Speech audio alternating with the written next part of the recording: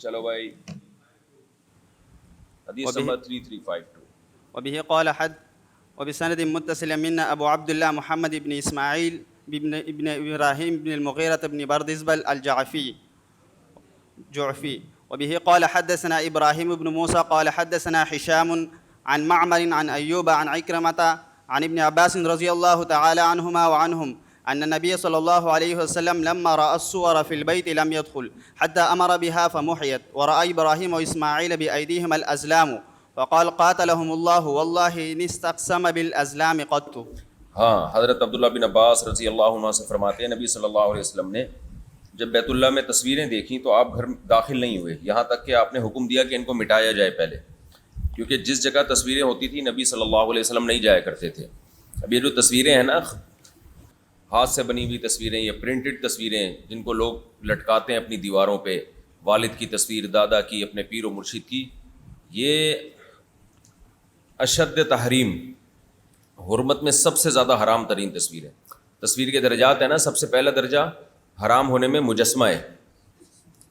آپ نے دیکھا نا بوتیک وغیرہ میں وہ بنائے ہوئے ہوتے ہیں، سب سے زیادہ حرام یہ درجہ ہے.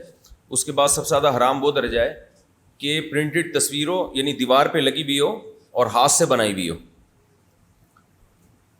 یہ دونوں قسم کی تصویروں کے حرام ہونے پر اجماع ہے.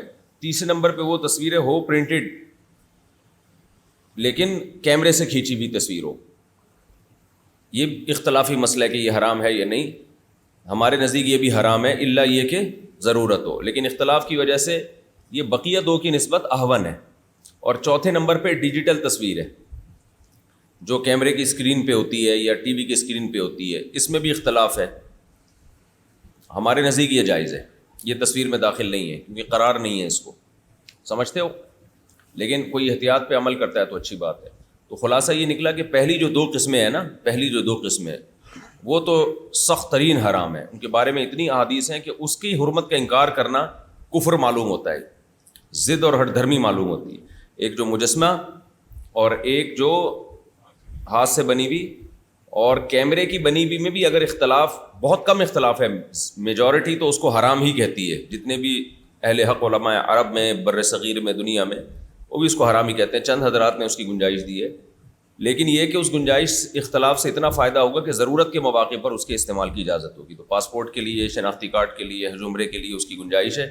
لیکن گھر میں لٹکانا تصویر کو، باپ دادا کی، چاہے وہ پینٹنگ نہ بھی ہو، کیمرے کی ہوتی ہے، بہرحال حرام ہے. اس کی کسی قیمت پہ اجازت نہیں ہے. سمجھتے ہیں؟ اس میں بھی اگر کوئی اختلاف کرتا ہے تو وہ بھی یوں سمجھیں کہ اللہ کا خوف نہ ہونے کی دلیل ہے.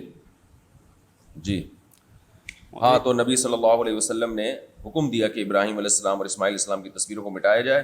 ورأى ابراہیم و اسماعیل بأیدیہم الازلام، اور آپ نے دیکھا حضرت ابراہیم اور اسماعیل کے انہوں نے مجسمے بنائے ہوئے، ان کے ہاتھ میں وہ تیر ہیں جو وہ جس سے وہ شگون لیا کرتے تھے نا، فال نکالا کرتے تھے.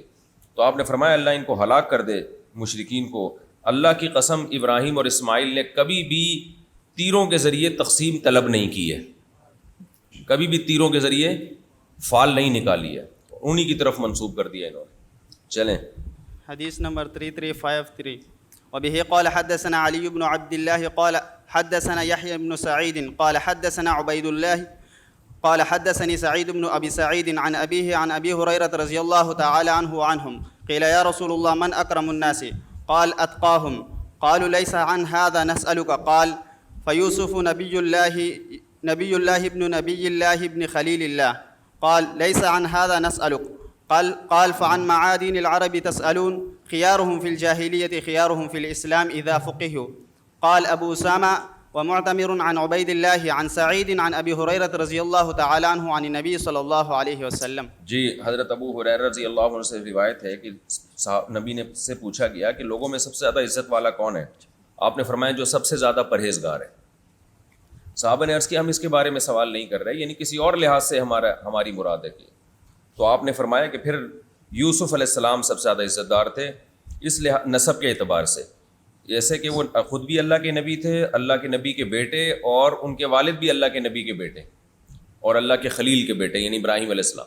تو یہ خلیل کا لفظ لائے ہیں اسی مناسبت سے کہ ترجمۃ الباب یعنی ابراہیم علیہ السلام کا تذکر آ گیا نا اس میں ان کے پوتے کا. تو صحابہ نے کہا نہیں یا رسول اللہ ہم اس بارے میں نہیں پوچھ رہے. تو پھر آپ نے فرمایا ام معادن العربی تسألون, تم عرب کے معادن کے بارے میں پوچھ رہے ہو. معدن کہتے ہیں جہاں سے خزانے نکلتے ہیں, معدنیات ہوتے ہیں نا. تو یعنی یہ جو قریش ہے ان کے بارے میں تم پوچھ رہے ہو, جہاں سے یہ جو موجودہ لوگ ہیں ان کے نسب کے اعتبار سے پوچھ رہے ہو. تو پھر آپ نے فرمایا کہ خیارہم فی الجاہلیتی خیارہم فی الاسلام اذا فقہوا, کہ ان میں جو جاہلیت میں بہتر تھے وہی اسلام میں بھی بہتر ہے, جب بشرطے کہ دین کی سمجھ بوجھ حاصل کر لیں, نرے جاہل نہ رہیں وہ. تو دین کی اگر سمجھ بوجھ حاصل کر لی تو جو جاہلیت میں افضل تھے وہی اسلام میں افضل ہے. اس حدیث کی تشریح میرا خیال ہے گزر چکی ہے نا, بتا چکا ہوں نا پہلے میں. بھائی دنیا میں چند صفات ایسی ہوتی ہیں جو کسی بھی قوم کے لیے اچھی سمجھی جاتی ہیں پوری دنیا میں, چاہے غیر مسلم ہی کیوں نہ ہو. جھوٹ نہ بولتا ہو, منافقت نہ ہو, غیرت ہو, وفا ہو, یہ کامن چیزیں ہیں نا. دیکھو انگریزوں کے موٹیویشنل اسپیکرز بھی جب مینرز وغیرہ سکھاتے ہیں تو اس کو مینر سے تعبیر کرتے ہیں, اس میں اخلاق ہے, وعدوں کی پابندی ہے. تو یہ تمام چیزیں قریشیوں میں موجود تھیں, جبکہ یہودیوں میں منافقت تھی. پتہ ہی نہیں چلتا تھا مسلمان ہے کافر ہیں, جہاں ان کا مفاد ہوتا اس طرف کو جاتے. تو وہی غیرت کو اسلام میں جب وہ داخل ہوئے تو اسلام نے اس غیرت کا رخ چینج کر دیا, اس وفا کا رخ چینج کر دیا, اس سخاوت کا رخ چینج کر دیا. یہ لوگ پہلے سے سخی تھے, تو جو پہلے سے سخی نہیں تھے اسلام آنے کے بعد بھی وہ یعنی ان میں وہ بہت زیادہ کوالٹی پیدا نہیں ہوئی جو زمانے جاہلیت میں جن لوگوں میں تھی. تو زمانے جاہلیت میں جو اعلیٰ لوگ تھے نا, اسلام لانے کے بعد بھی وہی اعلیٰ تھے, اور جو زمانے جاہلیت میں پست تھے اسلام لانے کے بعد بھی اسلام نے ان کو بلند تو کیا لیکن اتنا نہیں جتنا وہ پہلے سے بلند تھے. جیسے خالد بن ولید کو دیکھ لیں, حضرت عمر کو دیکھ لیں, حضرت ابو بکر کو دیکھ لیں. حضرت ابو بکر زمانے جاہلیت میں بھی بڑے عزت دار سمجھے جاتے تھے, حضرت عمر بھی ایسے ہی ہیں, حضرت خالد بن ولید بھی ایسے ہی ہیں, حضرت ابو سفیان بھی ایسے ہی ہیں. تو یہ جتنے لوگ تھے یہ بعد میں بھی سردار بنے. چلیں, اس سے پتہ چلتا ہے انسان کی جو قوم ہے نا اور اس کا جو نسب ہے اس کا انسان کے کیریکٹر میں بہت بڑا کردار ہوتا ہے. مولانا شریف تھانوی رحمۃ اللہ علیہ فرمایا کرتے تھے کہ اعلیٰ خاندان کے لوگ مدرسوں میں آئیں, پھر وہ عالم بن کے نکلیں تو وہ پھر دیکھو دین کی کیسی خدمت ہوتی ہے. اور اگر کم تر خاندانوں کے لوگ مدرسوں میں آئیں گے, اسکول کے بھاگے ہوئے بچے, کہیں چرچ پہ پکڑا گیا, کہیں ہیروئن میں پکڑا گیا, ابا کی حرکتیں ٹھیک نہیں اور چاچا ٹھیک نہیں, ماما ٹھیک نہیں, تو بیزار ہو کے ماں باپ نے داخل کر دیا مدرسے میں, یار جان چھڑاؤ اس کو, وہاں پڑھے گا. تو پھر وہ نکلے گا بھی کیا, پھر وہ پروڈکٹ بھی مارکیٹ میں اچھی نہیں آئے گی. تو اچھے لوگ مدرسوں میں آئیں گے تو صحیح علماء پیدا ہوں گے, خراب لوگ آئیں گے تو خراب لوگ پیدا ہوں گے. چلیں, خاندان کا بڑا دخل ہوتا ہے, تبھی تو کفات میں نسب کو بھی دیکھا جاتا ہے نا. بھائی نکاح میں جب کفات کے مسائل پیش نظر ہوتے ہیں تو عورت کا جہاں نکاح ہوگا, لڑکی کا جہاں نکاح ہوگا, دیکھا جائے گا یہ لڑکا نسب کے اعتبار سے بھی اس کے ہم پلہ ہے یا نہیں ہے. اس پہ اہل حدیث لوگ بہت اعتراض کرتے ہیں کہ اسلام میں تو نسب کی کوئی ویلیو نہیں ہے. ان اکرمکم عند اللہ اتقاکم, علامہ ابن تیمیہ رحمہ اللہ نے بھی اس پہ بڑا رد کیا ہے کہ یہ جو ائمہ اربعہ کے نزدیک لڑکی کا نکاح جب کفو میں کیا جانا تو چاروں اماموں کا اتفاق ہے کہ اس میں نسب کو بھی دیکھا جائے گا, عورت کا نکاح اس سے کم درجے کے نسب میں نہیں ہوگا. تو یہاں ابن تیمیہ رحمہ اللہ نے بڑا رد کیا کہ نسب کی تو اسلام میں کوئی حیثیت نہیں ہے. ان اکرمکم عند اللہ اتقاکم لا فضل لعربی علی عجمی ولا لعجمی علی عربی. تو کتنی ساری حدیثیں عربی کو اجمی پہ, اجمی کو عربی پہ کوئی فضیلت نہیں ہے. تو اہل حدیث حضرات نے بھی وہیں سے یہ چیز لی ابن تیمیہ سے, انہوں نے بھی کہا نسب وسب کچھ نہیں ہے. لیکن اس کا علماء نے جواب دیا, علامہ ظفر عثمانی رحمہ اللہ نے اعلاء السنن میں, کہ بھائی نسب یہ جو حدیث میں آتا ہے عربی کو اجمی پر, اجمی کو عربی پہ فضیلت نہیں نسب کے اعتبار, یہ آخرت کے اعتبار سے, اصل فضیلت تو آخرت کی ہے. لیکن دنیا میں تو دنیا والے حکام چلتے ہیں نا. جب آپ کسی خاتون کا نکاح کر رہے ہو, وہ اگر کسی غیر ایسے خاندان میں چلی جائے گی جو کم درجے کا خاندان ہوگا تو یہ جوڑ کی شادی نہیں ہوگی, وہ وہاں ایڈجسٹ نہیں ہوگی, طلاقیں ہوں گی, یا وہ ذلت برداشت کر کے رہے گی. تو چونکہ عورت شوہر کے ماتحت ہوتی ہے تو ماتحت انسان اپنے سے برتر کے ماتحت تو ہو جاتا ہے, اپنے کے برابر کے ماتحت بھی ہو جاتا ہے, اپنے سے کمتر کا ماتحت نہیں ہوتا وہ.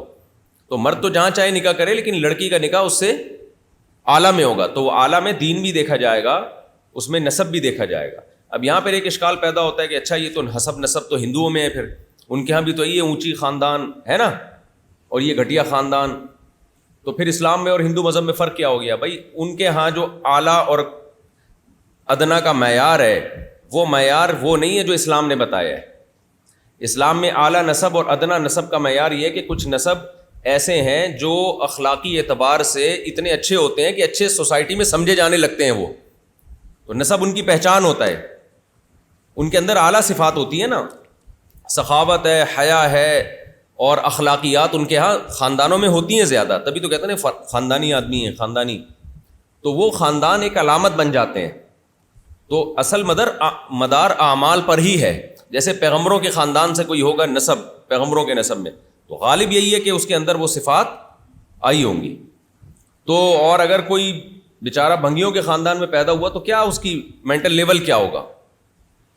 ممکن ہے اچھا ہو، لیکن ظاہری علامات پر اعتبار ہوتا ہے نا، پوری تحقیق کون کرتا ہے؟ اول نکاح، اور نکاح میں تو ظاہری علامت دیکھ کر فیصلہ کیا جائے گا نا کہ ظاہری علامات کیا ہے۔ آپ کو پتہ ہے جب سبب حقیقی پر اطلاع ممکن نہیں ہوتی تو سبب ظاہر پر حکم کا مدار رکھا جاتا ہے۔ سفر میں جب ہم جاتے ہیں تو مشقت ہے یا نہیں ہے، مشقت ہوگی تو قصر کریں گے، مشقت نہیں ہوگی تو قصر نہیں کریں گے۔ اب اتنی ٹینشن کون اٹھائے گا کہ یار یہ تو ایک نئی ٹینشن ہو جائے گی سفر میں۔ تو شریعت نے کہا کہ سبب حقیقی مشقت ہے، اس پر اطلاع مشکل ہے، لہذا اس سبب حقیقی کا سبب ہے سفر، تو حکم کا مدار ہی سفر پر ہوگا۔ اب یہ دیکھا ہی نہیں جائے گا کہ حقیقت میں مشقت ہے یا نہیں، سفر ہے تو قصر ہے، سفر نہیں ہے تو قصر نہیں ہے۔ تو یہاں بھی ایسا ہی ہے، کفاءت میں جب لڑکی کا نکاح ہوتا ہے تو اب اس بندے کے بارے میں 100% تحقیق تو شادی کے بعد ہو سکتی ہے نا، 5-6 سال زندگی گزارے گی تو پتہ چلے گا نیچ ہے یا گھٹیا ہے یا اعلیٰ ہے۔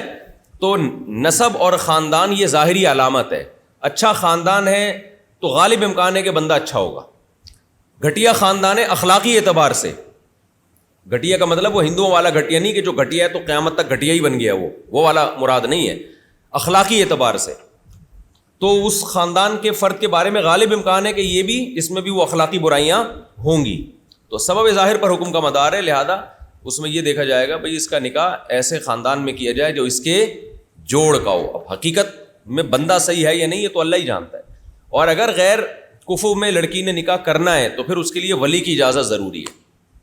یہ مطلب نہیں ہے کہ غیر کفو میں نکاح جائز ہی نہیں ہے۔ اہل حدیث لوگ یہ بھی دلیل پیش کرتے ہیں کہ حضرت زینب تو قریشی تھیں، اتنا اعلیٰ خاندان تھا، اور ان کا نکاح نبی صلی اللہ علیہ وسلم نے کس سے کیا؟ زید ابن حارثہ سے، وہ تو عجمی غلام تھے آزاد کردہ، تو غلام چاہے آزاد کردہ بھی کیوں نہ ہو، اس نے غلامی میں ایک طویل عرصہ گزارا ہے، تو وہ ایک ایسی عورت کو جو نبی کی پھوپھی زاد بہن ہو اور قریشی ہاشمی ہو، ان کا جوڑ نہیں ہو سکتا، تو اس کے باوجود نبی نے نکاح کیا۔ تو پھر یہ احناف اور شوافع اور حنابلہ اور مالکیہ یہ کیسے قید لگاتے ہیں کہ جی یہ کفو میں نہیں ہے؟ اس کا ہم یہی جواب دیتے ہیں کہ وہ نبی کی اجازت سے ہوا ہے، جائز ہے۔ جائز کیا ہے؟ بعض دفعہ مصلحت ہوتی ہے بھائی، بعض دفعہ ایک شخص خاندان اس کا یعنی اس پہ غلامی کا ایک دھبا لگا ہوتا ہے یا غلامی کا ایک توق ہوتا ہے، لیکن اس کے باوجود اس کے اندر وہ صفات نہیں آتی۔ آپ صلی اللہ علیہ وسلم نے زید بن حارثہ کو تو جنگ کا کمانڈر بنایا ہے، تو ہم یہ کہتے ہیں نارملی یہ ٹھیک نہیں ہے، لیکن اگر ولی سمجھتا ہے کہ بھائی یہ ان کے لیے مناسب ہے یا اور کوئی اس کے پیش نظر مصلحت ہو تو پھر اس میں حرج نہیں ہے۔ تو لڑکی کا والد اگر سمجھتا ہے کہ بھائی ٹھیک ہے یہ نسب کے اعتبار سے ٹھیک نہیں ہے، یعنی کم درجے کا ہے، ہمارے خاندان کے اعتبار سے کم درجے کا ہے، لیکن اس میں الگ مصلحتیں ہیں، تو پھر جائز ہے۔ نارملی یہ جائز نہیں ہے، نارملی صحابہ میں بھی ایسا نہیں ہوتا تھا۔ اور سلمان فارسی رضی اللہ تعالیٰ عنہ جو فارسی تھے، ان کی صحیح سند سے ان سے یہ بات ثابت ہے کہ تنکحوا نساءنا ولا ننکح نساءکم، صحابہ سے فرمایا کہ ہم تمہاری عورتوں سے نکاح نہیں کرتے، تم ہماری عورتوں سے نکاح کر سکتے ہو، کیونکہ نسب کے اعتبار سے جو صحابہ کا نسب تھا وہ حضرت سلمان فارسی کے نسب سے افضل تھا، تو اس لیے انہوں نے فرمایا کہ لا ننکح نساءنا، ہم آپ کی عورتوں سے نکاح نہیں کرتے لیکن آپ ہماری عورتوں سے نکاح کرتے ہو۔ وہ اس پہ ہوا تھا کہ جب صحابہ نے ان کو کہا کہ آپ نماز پڑھائیں تو انہوں نے انکار کر دیا کہ نہیں، اللہ نے آپ کو مقام دیا، آپ نماز امام آپ بنو گے۔ تو جو امام بنے نا، انہوں نے سفر میں پوری 4 رکعتیں پڑھا دیں۔ تو سلمان فارسی نے فرمایا کہ سفر میں 2 رکعتیں ہوتی ہیں، 4 رکعتیں آپ نے کیوں پڑھا دی؟ یعنی حضرت سلمان فارسی نے تو صحابہ کے اکرام میں ان کو کہا، کوئی عرب کے اکرام میں، کہ آپ امام پڑھاؤ، نماز آپ پڑھاؤ گے، لیکن علم سلمان فارسی کے پاس زیادہ تھا، تو انہوں نے سفر میں کتنی پڑھا دیں؟ 4۔ تو فرمایا مالنا ولی المربع، یہ 4 رکعتوں سے ہمارا کیا تعلق ہے؟ تو اب دیکھو سلمان فارسی کے پاس علم زیادہ تھا، تو اس علم کی وجہ سے تلافی ہو. بعض دفعہ کسی شخص کا نسب کے اعتبار سے کم ہوتا ہے لیکن کوئی دوسری کوالٹی اس کو بڑھا دیتی ہے. اسی وجہ سے علماء نے لکھا ہے کہ یہ جو کفو ہے نا, کفو, اس کی اصل یہ ہے کہ عرف کو دیکھا جائے گا. اس میں عرف فیصلہ کرے گا کہ کون اچھا خاندان اور کون کم تر خاندان ہے. یہ عرف فیصلہ کرے گا. لیکن عرف بھی صحیح لوگوں کا عرف ہو, ایسا نہ ہو کہ عرف بھی چرسیوں سے پوچھ رہے ہیں کہ کون سا خاندان اچھا ہے. چرسیوں کا عرف کا اعتبار نہیں ہوگا, جو پڑھے لکھے لوگ ہوتے ہیں ان کے عرف کا اعتبار ہوگا, کیونکہ ان کے پاس کرائٹیریا ہوتا ہے کسی خاندان کے اچھے یا برے ہونے کے بارے میں فیصلہ کرنے کا. چلو حدیث نمبر 3354 وبه قال حدثنا مؤمل بن اب سے جب سے تعدد زوجات کا رواج ختم ہو نا, 4 شادیوں کا, یہ کفو وفو کے مسائل ہی تباہ برباد ہو گئے. لڑکیوں کے رشتے ہی نہیں ہیں. رشتے نہ ہونے کی وجہ سے اب تو جو ہے وہ ماسٹر کی بھی لڑکی 8ویں پاس سے شادی کر رہی ہے. اب کیا 8ویں پاس کفو ہو سکتا ہے؟ نہیں. ایک پی ایچ ڈی کی بھی لڑکی کا کفو 8ویں سے بھاگا ہوا ہو سکتا ہے کیا؟ نہیں ہو سکتا نا, کوئی مینٹل لیول ہی نہیں ہے, لیکن ہو رہا ہے کیونکہ مجبور ہیں, رشتے ہی نہیں ہے. تو یہ سارے اسلام کے احکام جب ہیں, جب اس نکاح کا پورا سیٹ اپ اسلام سے لے ہو آپ. طلاق کے مسائل بھی اسلام سے لیے, 4 شادیوں کے مسائل بھی اسلام سے لیے, عدت کے مسائل بھی اسلام سے لیے, پھر کفو کے مسائل بھی, کفات کے مسائل بھی اسلام سے لیے. اب آپ 4 شادیوں والا سسٹم اسلام سے نہیں لے رہے تو پھر کفات والے اسلام سے نہیں لے سکتے. پھر تو یہ کہ لڑکی کا جہاں رشتہ آئے وہ ٹھا کر کے, ورنہ وہ اور بڑے مسائل میں پڑے گی. ابھی تو ایسے ایسے کیس آ رہے ہیں کہ ایک لڑکی عیسائی پہ عاشق ہو گئی, ہندو پہ عاشق ہو گئی, وہ عیسائی مسلمان ہو رہا ہے دل سے نہیں ہو رہا, ہندو مسلمان ہو رہا ہے دل سے نہیں ہو رہا, تو بعد میں دوبارہ ہندو ہو جاتا ہے وہ. تو عجیب کفو وفو سب گیا, برباد ہو گیا سارا سیٹ اپ. تعدد زوجات کا رواج ہو پھر یہ سب چیزیں سمجھ میں آئیں گی. چلیں. وبه قال حدثنا مؤمل بن هشام قال حدثنا اسماعيل قال حدثنا عوف قال حدثنا ابو رجاء قال حدثنا سمرة رضي الله تعالى عنه وعنهم قال قال رسول الله صلى الله عليه وسلم أتاني الليلة آتيان فأتينا على رجل طويل لا أكاد أرى رأسه طولا وإنه إبراهيم عليه الصلاة والسلام. ہاں اچھا, یہ جو کفو کے مسائل ہیں نا, ایجوکیشن سے بڑا فرق پڑتا ہے. بعض لوگ بہت کم تر سوچ کے ہوتے ہیں, پڑھ لکھ کے وہ اچھے ہو جاتے ہیں. تو یہ ایسی چیز نہیں ہے کہ ہمیشہ انسان ایک ہی حالت پہ رہے, لیکن مشکل ہوتی ہے.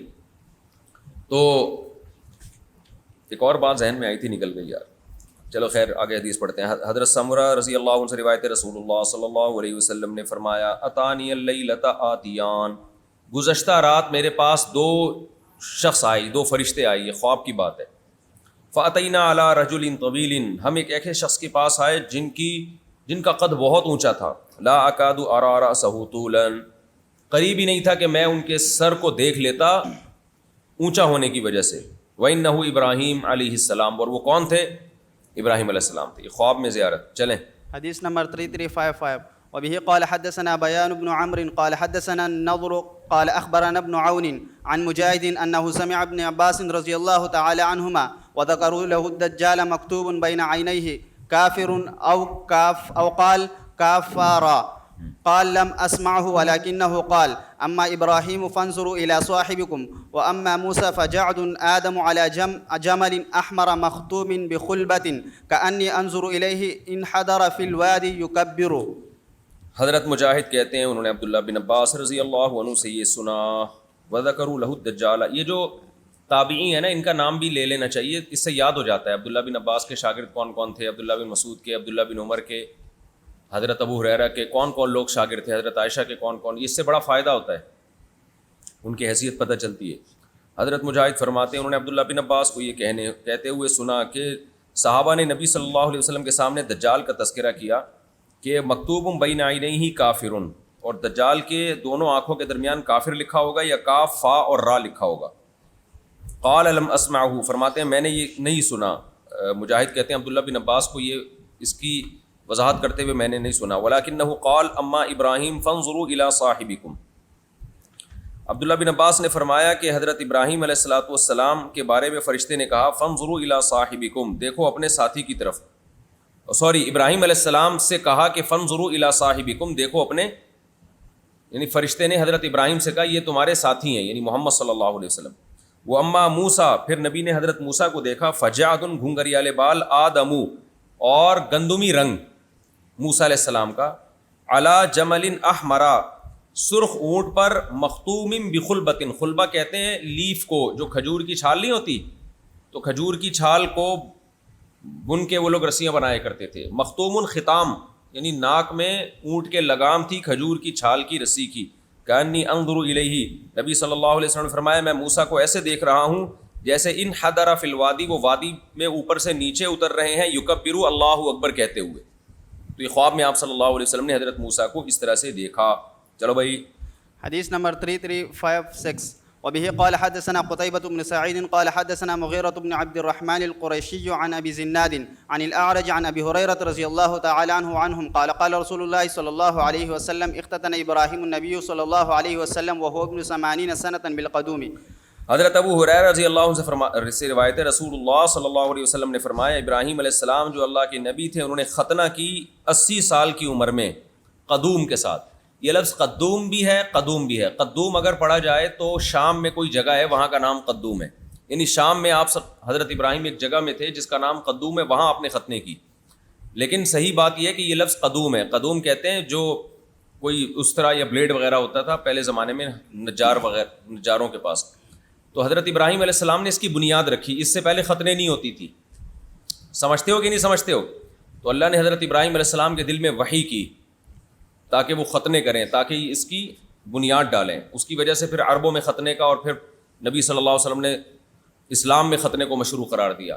تو یہ ختنے کی مشروعیت ہے کیوں؟ طہارت اور صفائی کے لیے. سمجھتے ہو کہ نہیں سمجھتے ہو؟ جن کی ختنے نہیں ہوتی تو پیشاب کرنے کے بعد اسی میں اٹکتا ہے، پسینہ اسی میں کھال کے اندر اٹکتا ہے، اسمیل پیدا ہوتی ہے، بدبو پیدا ہوتی ہے، گندگی ہے، جراثیم ہے. تو اس لیے ہمیں یہ حکم دیا گیا کہ ختنے کریں تاکہ طہارت اور صفائی علی وجہ الکمال ہو سکے. چلو، اور یہ چیزیں ایسی ہیں جو وحی کے بغیر ان کی طرف انسان کی رہنمائی نہیں ہوتی. جی تابعه عبد الرحمن بن اسحاق عن ابي زناد وتابعه عجلان عن ابي هريره. پہلے یہ غیر مسلم بہت مذاق اڑایا کرتے تھے جو مسلمان لوگ ختنے کرتے ہیں نا، کہ ایسے بلا وجہ فضول کام کرتے ہیں. اب ان کے ڈاکٹر بھی ان کو ترغیب دے رہے ہیں. یہ بھی اسلام کی حقانیت کی ایک دلیل ہے کہ اللہ نے اپنے پیغمبروں کے ذریعے جو کام 4000 سال پہلے کروایا آج وہ ڈاکٹروں کی سمجھ میں آ رہا ہے. وتابعه عجلان عن ابي هريره رضي الله تعالى عنه ورواه محمد بن عمرو عن ابي سلمة قال حدثنا ابو اليمان قال حدثنا شعيب قال حدثنا ابو زناد وقال بالقدوم مخففة. ہاں، یعنی یہ امام بخاری تائید لا رہے ہیں کہ یہ قدوم ہی ہے، کیونکہ دوسری روایت میں بھی کیا ہے؟ قدوم ہے، لہذا قدوم والی روایت مرجوح ہے. چلو حديث نمبر 3357 وبه قال حدثنا سعيد بن تليد الرعيني قال أخبرني ابن وهب قال أخبرني جرير بن حازم عن أيوب عن محمد. اچھا، حضرت ابراہیم کے 80 سال کی عمر میں ختنے کرنے والی حدیث سے بھی پتہ چلتا ہے کہ غیر مسلم جب مسلمان ہوگا تو کتنی ہی عمر اس کی ہو، اس کی ختنے کی جائے گی. ختنے کے لیے بچہ ہونا ضروری نہیں ہے کہ آپ چھوٹے بچے ہیں. چلو. عن ابي هريره رضي الله تعالى عنه عنهم قال قال رسول الله صلى الله عليه ابراهيم الا ثلاثا. ہاں، حضرت ابو ہریرہ سے روایت ہے، رسول اللہ صلی اللہ علیہ وسلم نے فرمایا ابراہیم علیہ السلام نے جھوٹ نہیں بولا مگر 3 دفعہ. تو یہاں جھوٹ سے مراد توریہ ہے. یہ جو حدیث میں آتا ہے نا، دیکھو میں ایک بات بتاؤں، جب احناف کا مذہب آپ پڑھتے ہو نا، اول نظر میں آپ کو حدیث کے خلاف لگے گا، لیکن میرے سامنے بخاری ہے، میں اتنی بڑی بات حدیث کی اتنی مستند کتاب سامنے ہو کے نہیں کر سکتا، جھوٹ نہیں بول سکتا میں، کہ احناف کے مذہب میں جب آپ فرسٹ ٹائم دیکھو گے نا آپ کو لگے گا حدیث کے خلاف ہے، لیکن جب آپ گہرائی میں جاؤ گے نا، تمام احادیث قرآنی آیات کا مطالعہ کرو گے تو آپ کہو گے یار ابو حنیفہ رحمہ اللہ نے ایسا خاندانی کام کیا ہے نا فقہ پہ، ایسا خاندانی کام کیا ہے کہ تمام آیات قرآن کی تمام احادیث کو سامنے رکھ کر آپ نے فیصلہ کیا ہے. جب آپ گہرائی میں، اول نظر میں فقہ حنفی کمزور لگتا ہے، لیکن جب انسان گہرائی میں جاتا ہے نا تو لگتا ہے کہ امام حنیفہ رحمہ اللہ اور آپ کے جو شاگرد تھے ابو یوسف امام محمد، انہوں نے بڑی محنت کی ہے فقہ کو مرتب کرنے میں، بڑی محنت کی. اب دیکھو یہ حدیث ہے، ہم طالب علمی کے دور میں پڑھتے تھے نا، بہت اشکال ہوتے تھے ہمیں. حدیث میں آتا ہے کہ وہ شخص جو 2 لوگوں کے درمیان صلح کرائے، لیس الکذاب الذی یکذب لیصلح بین الناس، وہ جھوٹا نہیں ہے جو لوگوں کے درمیان صلح کرانے کے لیے جھوٹ بولے. اسی طرح حدیث میں آتا ہے بیوی کو خوش کرنے کے لیے جو جھوٹ بولتا ہے وہ بھی جائز ہے. اب باقی تینوں ائمہ کے نزدیک اس سے مراد ہے جھوٹ بولنا. وہ کہتے ہیں کذب کا مطلب کیا ہے؟ جھوٹ بولنا, لہذا جھوٹ بولنا جائز ہے صلح کرانے کے لیے, اور شوہر بیوی کے سامنے جھوٹ بول سکتا ہے اس کو راضی کرنے کے لیے. لیکن احناف کیا کہتے ہیں کہ بھائی یہاں جھوٹ سے مراد کیا ہے؟ توریہ. وجہ کیا ہے؟ انہوں نے قرآن کی آیت کو اصل بنایا, الا لعنت اللہ علی الکاذبین. اتنی ساری آیات ہیں جن میں جھوٹ بولنے والے پر لعنت کی گئی اور اس میں کوئی فرق نہیں کیا گیا. تو احناف کہتے ہیں یہاں جھوٹ سے مراد ہے توریہ. اب بڑا اشکال ہوتا تھا کہ بھئی یہ احناف ہر حدیث میں تعویل کر دیتے ہیں کہ قرآن کے خلاف ہے, فلاں کے خلاف ہے. جھوٹ تو جھوٹ ہوتا ہے, توریہ کے کیا مطلب؟ آپ ایسا لفظ استعمال کر رہے ہیں جس کے دو معنی ہیں, سامنے والا کچھ اور مطلب لے لے, آپ اس کا مطلب کچھ اور لے رہے ہیں. تو اب آپ خود دیکھ لو حدیثوں میں ہی یہ کذب کا لفظ توریہ کے معنی میں آیا ہے. ابراہیم علیہ السلام معاذ اللہ جھوٹ تھوڑی بول سکتے تھے, گول مول بات کی تھی نا. توریہ کیا تھا انہوں نے کہ اس کا مطلب لوگ کچھ بھی سمجھ سکتے ہیں, اور وہ حقیقت میں سچ تھا. جیسے بت کے بارے میں کہا کہ یہ ان بتوں کو کس نے کاٹا ہے, تو ابراہیم علیہ السلام فرمایا کبیرہم ھذا, یہ جو بڑا ہے نا اس نے کیا ہے. تو ان کو بھی پتا تھا بھائی یہ بڑا تھوڑی کر سکتا ہے. جھوٹ تو اس کو بولتے ہیں کہ جب آپ بول رہے ہو تو سامنے والا اس کو سچ سمجھنا شروع کر دے.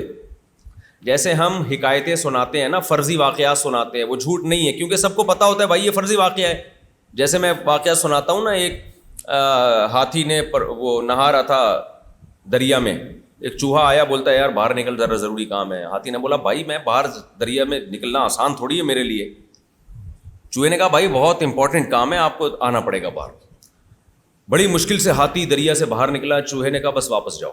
ہاتھی کو غصہ آیا تو بلائے کہ تو کہہ رہا میں دیکھ رہا تھا میرا انڈر ویئر پہن کے تو نہیں نہا رہے کہیں. تو اب یہ ہے تو فرضی واقعہ ہے نا, لیکن یہ جھوٹ اس لیے نہیں ہے کہ تو سب کو پتا ہے کہ یہ فرضی واقعہ ہے, اس کو جھوٹ تھوڑی کہا جائے گا. بھائی یہ ہاتھی اور چوہے کی کہاں بات چیت ہو سکتی ہے, اور انڈر ویئر کہاں, چوہا کہاں پہنتا ہے انڈر ویئر. تو یہ جھوٹ نہیں ہے. تو اسی طرح ابراہیم علیہ السلام نے جب کہا کہ انہوں نے پوچھا یہ ہمارے معبودوں کے ساتھ کس نے کیا, تو ابراہیم علیہ السلام فرمایا اس بڑے نے کیا ہے جو مسٹنڈا ہے نا, جس کے گلے میں کلہاڑا ہے. تو صورتاً یہ جھوٹ ہے, حقیقت میں یہ جھوٹ نہیں ہے. ان سب کو پتہ ہے کہ یہ کر نہیں سکتا. تو یہ ابراہیم علیہ السلام ہمیں رسوا کرنے کے لیے اور ان بتوں کی محبت ہمارے دل سے نکالنے کے لیے کہہ رہے ہیں کہ تمہارے خیال کے مطابق اسی کو کرنا چاہیے, یہ تمہاری بگڑی بنا سکتا ہے. کلہاڑا بھی اس کے کندھے میں ہے, اس کے ہاتھ پاؤں کٹے ہوئے بھی نہیں ہے, سب کے کٹے ہوئے ہیں, اس کا مطلب اس نے کاٹے ہیں سب کے, جا غصے میں کیا یہ کام. تو یہ جھوٹ تھوڑی ہے. لیکن ابراہیم علیہ السلام کو اس پر بھی ندامت ہوگی کہ بھئی میں نے ایک ایسی بات کی جو صورتاً خلاف واقع ہے. تو اس سے پتہ چلتا ہے کہ حدیث میں جھوٹ کا لفظ یہ توریہ کے معنی میں آیا ہے. تو حضرت عبداللہ بن مسعود رضی اللہ عنہ سے مروی ہے کہ کسی نے ان کے سامنے کہا, ایک صحابی کا قول پیش کیا کہ موسیٰ علیہ السلام جو خضر علیہ السلام نے, جو خضر علیہ السلام والے موسیٰ ہیں نا وہ کوئی اور موسیٰ ہیں, بنی اسرائیل والے موسیٰ نہیں ہیں. عبداللہ بن مسعود کو پتہ چلا, آپ نے فرمایا کذب عدو اللہ, اللہ کے دشمن نے جھوٹ بولا ہے. حالانکہ وہ جو بولنے والے تھے وہ بڑے تابعی تھے یا صحابی تھے, میرے ذہن سے نکل گئی. تو وہاں پھر شارحین تعویلات کرتے ہیں کہ عبداللہ بن مسعود نے ان کو اللہ کا دشمن کیسے کہہ دیا اور کذبہ کیسے کہہ دیا کہ انہوں نے جھوٹ بولا ہے. تو وہاں بھی کذبہ کا مطلب ہے خلاف واقع بات کی ہے. اپنے لحاظ سے انہوں نے جھوٹ نہیں بولا تھا, لیکن خلاف واقع کو انہوں نے غیرت میں کذبہ کہہ دیا. اور غیرت میں عدو اللہ بھی کہا جا سکتا ہے کسی کو, اس سے حقیقی معنی مراد نہیں ہوتی. ہم کہتے ہیں نا تو ابو جہل لگ رہا ہے مجھے, تو ابو جہل ہے, تو اس کا مطلب یہ تھوڑی ہے کہ وہ بالکل اس کو جہنمی قرار دے دیا, چند صفات میں تشبیہ دی ہے. چلیں حدیث نمبر 3. چلو بھائی اب اسپیڈ مارو ذرا. تحویل. وبه قال حدثنا محمد محبوب قال حدثنا حماد بن زيد عن أيوب عن محمد عن أبي هريرة رضي الله تعالى عنه قال لم يكذب إبراهيم إلا 3 كذبات سنتين منهن في ذات الله قوله إني سقيم وقوله بل فعله ہاں حدیث میں آتا ہے کہ ابراہیم علیہ السلام نے 3 مرتبہ جھوٹ کہا ہے. یہاں جھوٹ سے مراد وہی توریہ. وہ ایک تو اپنی ذات کے بارے میں, جیسے انہوں نے کہا انی سقیم, وہ جانے لگے کہیں جانے لگے تو ابراہیم علیہ السلام کو آپ بھی چلیں, آپ حضرت ابراہیم نے فرمایا میں بیمار ہوں. تو اصل میں جسمانی بیماری ظاہر کا مطلب جسمانی, حقیقت میں ابراہیم علیہ السلام کا نیت یہ کہ ان بتوں کو دیکھ دیکھ کے بیمار ہو گیا ہوں, طبیعت خراب ہو گئی ہے میری. اور بل فعلہ کبیرہم ھذا, یہ بڑے والے نے کیا ہے, اس نے مارا ہے سب کو. چلیں آگے. وقال بينه وذات يوم وسارة إذ أتى على جبار من الجبابرة فقيل له إن ها هنا رجلا معه امرأة من أحسن الناس فأرسل إليه فسأله عنها قال من هذه؟ قال أختي. فأتى سارة فقال يا سارة ليس على وجه الأرض مؤمن غيري وغيرك وإن هذا سألني فأخبرته أنك أختي فلا تكذبيني فأرسل إليها فلما دخلت عليه وذهب يتناولها بيده فأخذ فقال ادع الله لي ولا أضرك فدعت الله فأطلق ثم تناولها ثانية فأخذ مثلها أو أشد فقال ادع الله لي ولا أضرك فدعت فأطلق فدعا بعض حجبته فقال إنك لم تأتني بإنسان إنما أتيتني بشيطان فأخدمها هاجر فأتته وهو قائم يصلي فأومأ بيده محيا قالت رد الله كيد الكافر أو قال أو الفاجر في نهره وأخدم هاجر قال ابو ہریرہ فتلك امكم یا بنی ماء السماء. جی تو فرماتے ہیں کہ تیسری مرتبہ جو جھوٹ کا واقعہ وہ بینما ہوا ذات یومن، ایک دن حضرت سارہ رضی اللہ عنہا کے ساتھ، حضرت ابراہیم علیہ السلام کی زوجہ تھی نا سارہ، ان کے ساتھ سفر کر رہے تھے. ایک ظالم بادشاہ کے قریب سے گزرے تو وہاں بادشاہ کو یہ بتایا گیا کہ ایک شخص ہے جس کے پاس ایک خوبصورت ترین عورت ہے. تو بادشاہ غیرت لیس تھا، اس کو جب بھی پتہ چلتا کوئی خوبصورت عورت ہے تو وہ شوہر کو قتل کروا دیتا تھا اور اس عورت پہ قبضہ کر لیتا تھا. لوگوں نے بتایا فارسل الیہ، بادشاہ نے پیغام بھیجا، فسألہ عنہا قال من ہذہ، حضرت ابراہیم علیہ السلام سے پوچھا کہ یہ کون ہے. تو حضرت ابراہیم علیہ السلام نے جان بچانے کے لیے بول دیا کہ میری بہن ہے، کیونکہ دینی اعتبار سے کیا تھیں، بہن تھی نا، تاکہ فی الحال جان بچانے کا انتظام کرو، باقی جو اگلا اسٹیپ ہے عزت کا، عفت اور پاک دامنی کا، تو وہ اس کے لیے دوسری کوئی صورت اختیار کریں گے. تو جو جس طرح سے جتنا شر سے بچنا ممکن ہو اتنا اہتمام کیا جائے. اچھا فاتا سارہ، ابراہیم علیہ السلام حضرت سارہ کے پاس آئے، فرمایا یا سارہ لیس علی وجہ الارض مومن غیری وغیرک، اس وقت زمین میں میرے اور تمہارے علاوہ کوئی مومن نہیں ہے. تو وہ کیسے کیسے دنیا میں حالات آئے ہیں یار، سارے گمراہ، صرف ایک ابراہیم علیہ السلام اور ایک ان کی زوجہ مومن. وَإِنَّ هَذَا سَأَلَنِي، یہ اس نے مجھ سے پوچھا ہے، فَأَخْبَرْتُهُ أَنَّكِ أُخْتِي، تو اس کو میں نے بول دیا ہے کہ تو میری بہن ہے. فَلَا تُكَذِّبِينِي، بادشاہ کے سامنے میرا انکار مت کر دینا، جا کے بول دینا کہ یہ میرے شوہر ہیں تو قتل کرے گا پھر وہ، تو وہاں جا کے بول دینا. فَأَرْسَلَ إِلَيْهَا، بادشاہ نے حضرت سارہ کو بلوایا. فَلَمَّا دَخَلَتْ عَلَيْهِ وَذَهَبَ يَتَنَاوَلُهَا بِيَدِهِ، بادشاہ نے حضرت سارہ کو ہاتھ سے پکڑنے کی کوشش کی. فَأُخِذَ، اللہ نے عذاب میں جکڑ لیا اس کو. فقال ادع اللہ لی، حضرت سارہ سے کہنے لگا اللہ سے میرے لیے دعا مانگو. دوسری حدیث میں اس کی مزید ڈیٹیل آئے گی کہ حضرت سارہ نے وہاں اللہ سے گڑ گڑا کے دعا مانگی کہ اللہ اس شخص کے شر سے مجھے محفوظ فرما. تو اس نے کہا اللہ سے میرے لیے دعا مانگو، میں تجھے کوئی نقصان نہیں پہنچاؤں گا. تو حضرت سارہ نے اللہ سے دعا مانگی اور اطلقا، وہ چھوڑ دیا گیا، یعنی ایسا ہو گیا تھا جیسے جکڑ گیا اس کا جسم. ثم تناولها ثانیۃ، بدبخت کو دوبارہ پھر خیال آیا، اس نے پھر آگے بڑھنے کی کوشش کی، پھر عذاب میں جکڑ لیا گیا پہلے سے بھی زیادہ. تو اس نے کہا اللہ سے دعا مانگ میرے لیے اور میں تجھے نقصان نہیں پہنچاؤں گا. انہوں نے دعا مانگی اور وہ اطلقا اس عذاب سے نکل آیا. فدعا بعض حجبتہ، اس نے اپنے بعض خدام کو بلایا بادشاہ نے. فقال انک لم تأتنی بانسان، تم کسی انسان کو میرے پاس نہیں لائے ہو، تم کسی شیطان کو میرے پاس لائے ہو، جن کو لے. شیطان سے مراد جن ہے، وہ جنیہ ہے کہ جب بھی میں ان کے قریب جاتا ہوں مجھے عذاب جکڑ لیتا ہے. فاخدمها ہاجر، لیکن اس نے پھر حضرت سارہ کا اکرام کیا اور حضرت سارہ کو ایک خادمہ دی ہاجرہ. تو حضرت سارہ کو اس کو اندازہ ہو گیا کہ بھائی یہ کوئی ولی اللہ ہے جو دعا مانگتی ہیں اور میں دعا عذاب سے نکلتا ہوں اور ان کے قریب بھی نہیں جا سکتا. تو حضرت اس نے پھر خدمت کی اور حضرت ہاجرہ ان کو خادم کے طور پر، باندی کے طور پہ دے دی. فاتتہ وهو قائم یصلی، حضرت سارہ ابراہیم علیہ السلام کے پاس آئیں، وہ نماز پڑھ رہے تھے. فاومأ بیدہ، ابراہیم علیہ السلام نے نماز میں ہاتھ سے اشارہ کیا اور پوچھا مہین. اس میں بہت ساری یعنی وہ ہیں نسخے ہیں، تو اس کا مطلب یہ ہے کہ مہین کا مطلب کیف حالک، کیا ہوا تمہارے ساتھ، کیا حالات ہیں. قالت رد اللہ کید الکافرین، اللہ تعالیٰ نے کافر کی بری تدبیر کو مجھ سے دور کر دیا. واخدم ہاجرہ، اور اس نے مجھے ہاجرہ بطور باندی کے دی ہیں. حضرت ابو ہریرہ فرماتے ہیں فتلک امکم یا بنی ماء السماء، اے آسمان کے پانی والو، یعنی یہ عرب لوگ ایک دوسرے کو کہا کرتے تھے آسمان کے، کیونکہ آسمان سخاوت سے کنایا ہے. تو اے آسمان کے پانی والو یہ تمہاری ماں ہے، یعنی عربوں کی ماں تھی حضرت ہاجرہ. تو یہاں سب کی ماں مراد نہیں ہے، عربوں میں بہت سو کی ماں کون تھیں، کیونکہ جرہم قبیلے میں حضرت اسماعیل علیہ السلام نے شادی کی تھی نا، وہ جرہم والے تو باہر سے آئے تھے تو آگے ان کی نسل چلی ہے. لیکن اسماعیل علیہ السلام کی والدہ کون تھیں؟ تو عرب میں میجورٹی تو حضرت اسماعیل کی اولاد میں تھی، اور اسماعیل علیہ السلام کی والدہ حضرت ہاجرہ. تو وہ جو باندی تھیں حضرت سارہ نے وہ اپنے شوہر کو گفٹ کر دی تھی، کیونکہ ان کی اولاد نہیں تھی، تو انہوں نے دل بڑا کیا اور اپنے شوہر کو حضرت ہاجرہ تحفے میں دے دی. تو پھر حضرت ہاجرہ سے اسماعیل علیہ السلام پیدا ہوئے اور اللہ نے اس کے بدلے میں حضرت سارہ کو بھی اولاد دی، یعقوب علیہ السلام اور پھر ان کے بیٹے اسحاق علیہ السلام. چلیں حدیث نمبر 3359 وبه قال حدثنا عبيد الله بن موسى أو قال ابن سلام عنه قال حدثنا ابن جريج عن عبد الحميد بن جبير عن سعيد بن المسيب عن أم شريك رضي الله تعالى عنها أن رسول الله صلى الله عليه وسلم أمر بقتل الوزغ وقال وكان ينفخ على إبراهيم عليه الصلاة والسلام. ام شریک رضی اللہ عنہا سے روایت ہے نبی صلی اللہ علیہ وسلم نے چھپکلی کو مارنے کا حکم دیا. وزا، چھپکلی، گرگٹ سب پہ اطلاق ہوتا ہے. اور آپ نے فرمایا ابراہیم علیہ السلام پہ پھونک مار رہی تھی، جب ان کو آگ میں ڈالا گیا نا یہ بھڑکا رہی تھی آگ جا کے. اب یہاں سوال پیدا ہوتا ہے چھپکلی کی تو نہ بھوک ہوتی ہے نہ وہ بھڑکاتی ہے آگ کو، تو بھائی وہ کما ہوا جو اس کی حیثیت ہوگی اس کے حساب سے کر رہی ہوگی. اور دوسری بات یہ ہے کہ جب ایک چھپکلی نے کیا ہوگا نا یہ کام تو یہ باقی چھپکلیوں کا کیا قصور ہے؟ تو اس کا جواب یہ ہے کہ یہ چیز چھپکلی کی جنس میں انسان کو نقصان پہنچانا.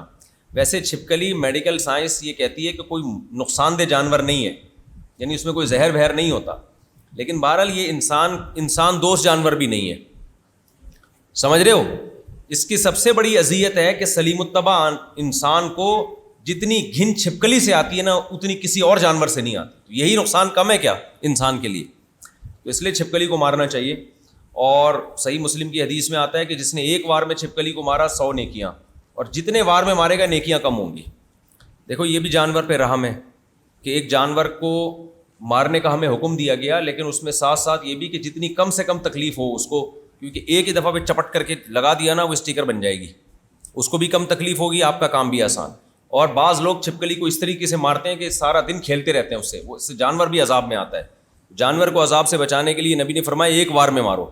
میں نے وہاں ملیشیا میں اور بعض دوسرے ملکوں میں دیکھا ہے کہ وہ غیر مسلم لوگ زندہ چھپکلی کانٹے میں لگاتے ہیں اور اس سے مچھلی کا شکار کرتے ہیں، وہ پھر اٹھا کے اس کو پھینکتے ہیں. اتنا عذاب ہے یار آپ جانور کو دے رہے ہو، بھائی اس کو مار کے لگا دو. اول تو ویسے بھی یہ مسلمان مری ہوئی چھپکلی بھی نہیں لگا سکتا، اتنی گھن آتی ہے. اور اگر کسی نے لگانی ہے تو مار کے لگاؤ نا اس کو. زندہ چھپکلی لگا دیتے ہیں اور وہ پانی کے اندر جاتی ہے، پھر تڑپتی ہے، پھر باہر نکالتے ہیں. یہ جانور کو عذاب دینا شرعاً جائز نہیں ہے. آخری حدیث پڑھ لیں تاکہ یہ باب ختم ہو جائے.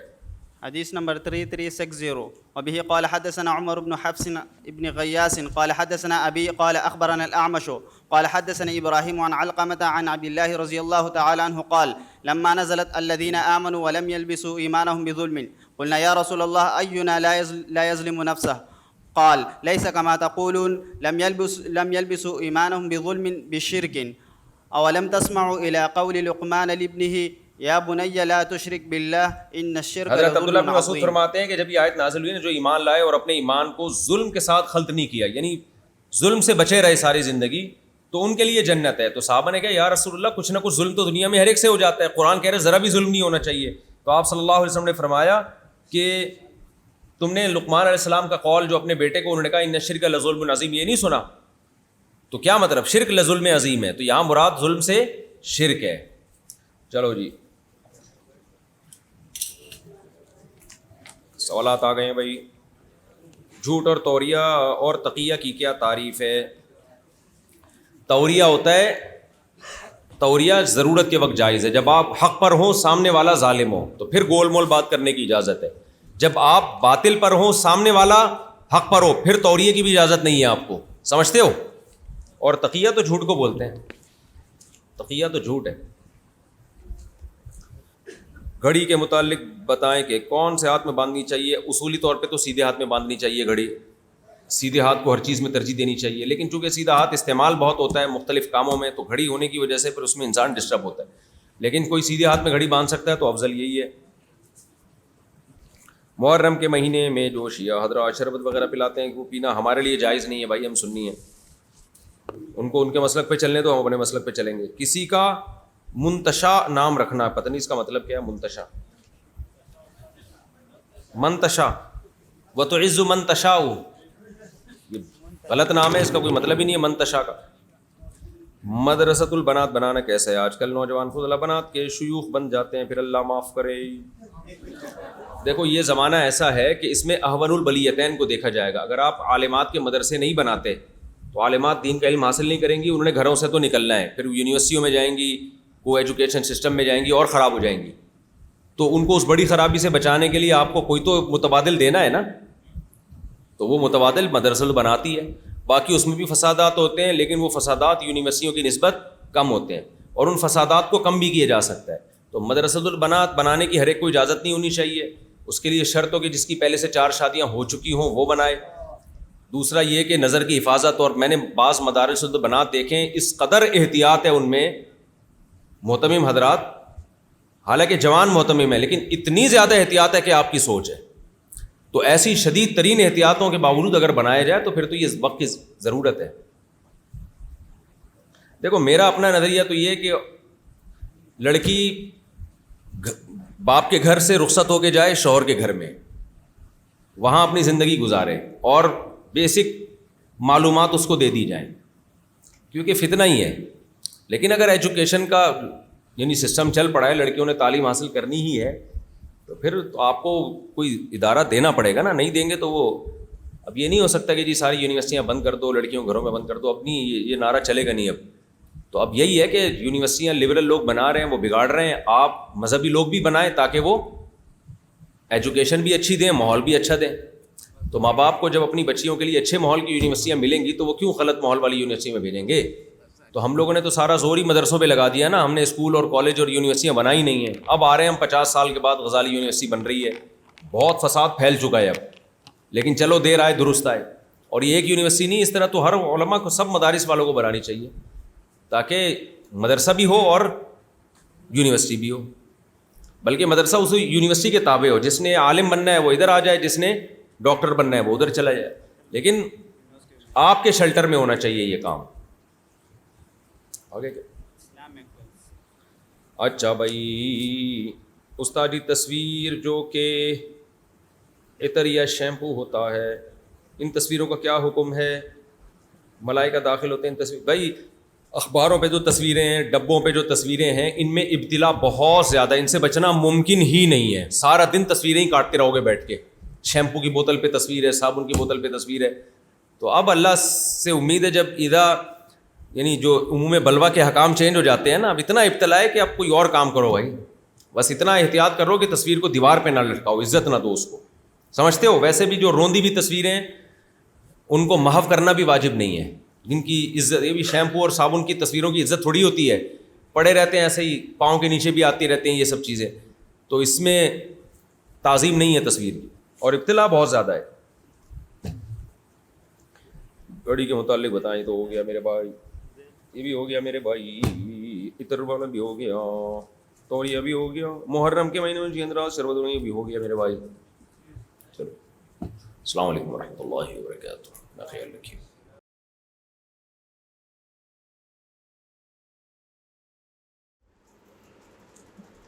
بسم اللہ الرحمن الرحیم. کہاں سے جناب؟ ما یقال بعد الوضوء, وہ کلمات اور وہ دعائیں جو وضو کے بعد کہی جائیں گی. تو وضو ایک محترم شان عمل ہے, تو اس سے پہلے بھی اللہ کا ذکر ہے بسم اللہ کی شکل میں, اور اس کے آخر میں بھی اللہ کا ذکر ہے اس دعا کی شکل. اور اس دعا کی بہت بڑی فضیلت ہے.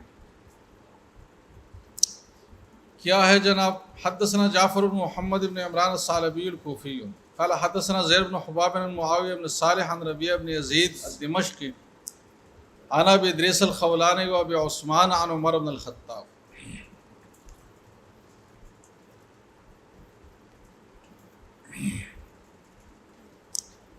آگے جانے سے پہلے سند کے تھوڑا سا حصہ ذرا نوٹس میں لے لے, تاکہ آگے اس پہ بات ہوگی تو آپ کو وہ ذہن نشین ہو جائے. معاویہ بن صالح کے بعد, بلکہ زید بن حباب کی بھی لے لیں کیونکہ اسی کے حوالے سے بات ہو رہی ہے. زید بن حباب روایت کرتے ہیں معاویہ بن صالح سے, اور وہ پھر روایت کرتے ہیں ربیعہ ابن یزید سے, اور ربیعہ روایت کرتے ہیں ابو ادریس خولانی سے, اور ابو ادریس خولانی روایت کرتے ہیں حضرت عمر بن الخطاب سے. بیچ میں ایک نام چھوڑ لیں, ابو ادریس خولانی کس سے روایت کرتے ہیں؟ تو یہ سند کا ایک طریقہ ہے, اس کو ذرا دوبارہ ذہن نشین کریں. زید بن حباب کس سے روایت کرتے ہیں؟ وہ کس سے کرتے ہیں؟ اور ربیعہ کس سے کرتے ہیں؟ ابو ادریس کس سے ہے؟ عمر بن خطاب سے۔ اب دوسرا طریقہ، وہی زید بن حباب ہے، وہ روایت کرتے ہیں معاویہ بن صالح سے۔ معاویہ بن صالح ربیعہ سے نہیں بلکہ ابو عثمان سے روایت کرتے ہیں۔ کس سے روایت کرتے ہیں؟ اور ابو عثمان پھر حضرت عمر بن خطاب سے روایت کرتے ہیں۔ زید بن حباب کس سے روایت کرتے ہیں؟ معاویہ بن صالح سے۔ معاویہ بن صالح کس سے ہے جناب؟ ابو عثمان سے، وہ پھر حضرت عمر سے۔ تو گویا کہ یہاں سند میں تحویل ہے۔ سند میں کہاں ہے جناب؟ تحویل ہے۔ معاویہ بن صالح کے بعد سند دو ہے، ایک تو ہے عن ربیعہ عن ابی ادریس عن عمر، اور دوسرا ہے جی عن معاویہ عن ابی عثمان عن عمر رضی اللہ تعالیٰ عنہ۔ تو یہ آگے یہ بات کام آئے گی آپ کو۔ تو حضرت عمر بن الخطاب سے روایت ہے کہ قال قال رسول اللہ صلی اللہ علیہ وسلم من توضأ فاحسن الوضوء، جس نے وضو کیا اور اچھے طریقے سے وضو کیا۔ اب اچھے طریقے کا مطلب یہ نہیں کہ بہت زیادہ پانی بہایا، بلکہ مطلب یہ ہے کہ اعضاء تک پانی صحیح پہنچائے اس نے، اور اگر اس کے پاس پانی زیادہ ہے تو 3 بار عضو دھویا، اگر پانی اس سے تھوڑا کم ہے تو 2 بار دھویا، اگر اس سے بھی کم ہے تو 1 بار دھویا، تو بھی احسن وضو ہو سکتا ہے۔ احسن وضو کے لیے وافر مقدار کا پانی کوئی ضروری نہیں ہے۔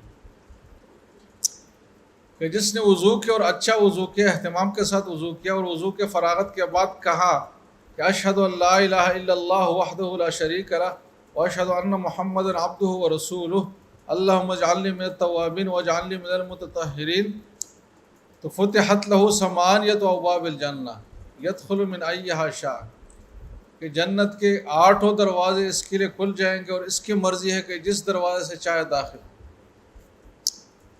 تو اس حدیث سے پتہ چلا کہ جنت کے 8 دروازے ہیں۔ ویسے قرآن میں جہنم کے دروازوں کا تو ذکر ہے، لہا سبعۃ ابواب، لیکن جنت کے دروازوں کا ذکر نہیں ہے قرآن میں۔ تو حدیث میں ہے کہ 8 دروازے ہیں۔